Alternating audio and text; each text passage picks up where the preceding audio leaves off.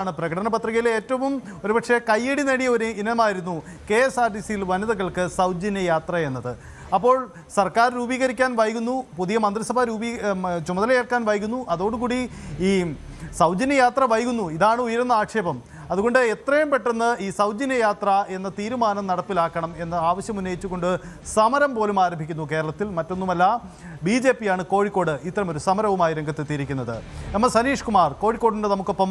അനീഷ്, എന്താണ് KSRTCയിൽ സൗജന്യം എന്ന പ്രഖ്യാപനം വേഗത്തിൽ നടപ്പിലാക്കണം, ഇതാണോ അവരുടെ ആവശ്യം?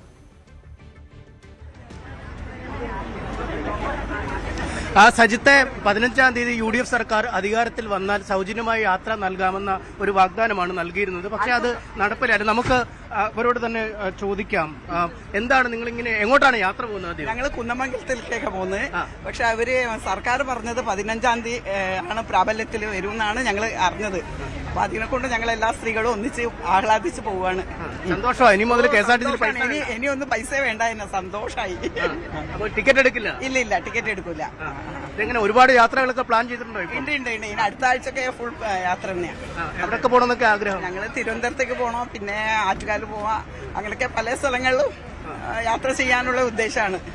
KSRTC ഈ ആനുകൂല്യം പരമാവധി ഉപയോഗിക്കും ഇത്. അതാണ്. അങ്ങനെയൊക്കെയാണോ അമ്മ? എങ്ങനെയാണ് ആഗ്രഹം? തീർത്ഥയാത്ര ആയിട്ട് ഇങ്ങനെ ബസ് KSRTC എവിടെ പോകണം അവിടെയൊക്കെ പോകാനുള്ളൊരു ആഗ്രഹമുണ്ട്. KSRTC ഉള്ള എവിടെയാണോ അവിടെയൊക്കെ പോകണം. അവിടെയല്ല, നമുക്ക് ആഗ്രഹമുള്ള സ്ഥലങ്ങളുണ്ട്. തിരുവനന്തപുരം, ഗുരുവായൂര്, അങ്ങനെയുള്ള ആറ്റുകാല്, അങ്ങനെയൊക്കെയുള്ള സ്ഥലങ്ങളുണ്ട്. ചിലരൊക്കെ കൊല്ലൂരൊക്കെ പോകുന്ന പറയുന്നത്.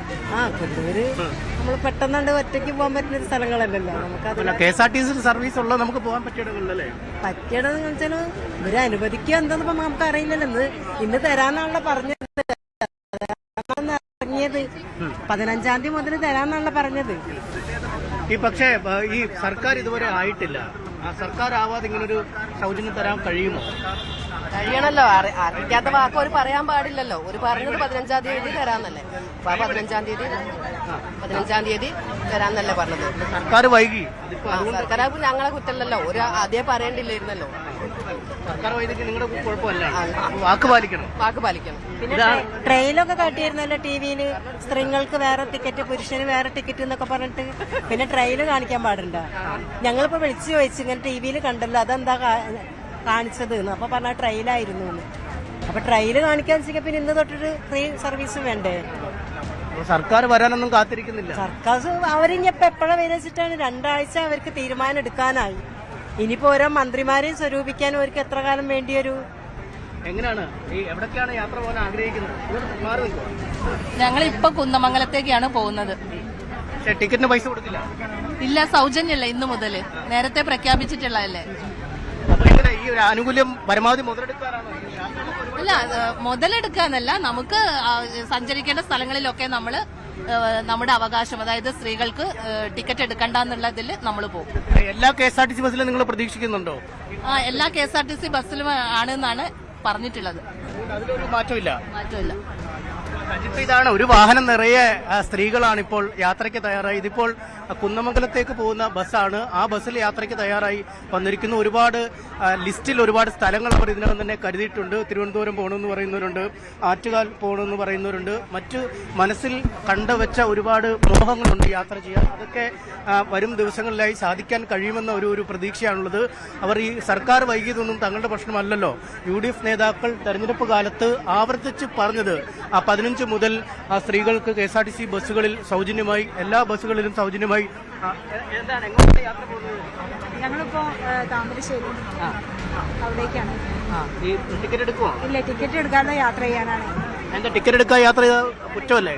അല്ല, ഇന്ന് മുതൽ പ്രാബല്യത്തിൽ വരുന്നാണല്ലോ പറഞ്ഞത്. അല്ല, സർക്കാരായിട്ടില്ല. ഈ മുഖ്യമന്ത്രി സത്യപ്രതിജ്ഞ പോലും ചെയ്തിട്ടില്ല.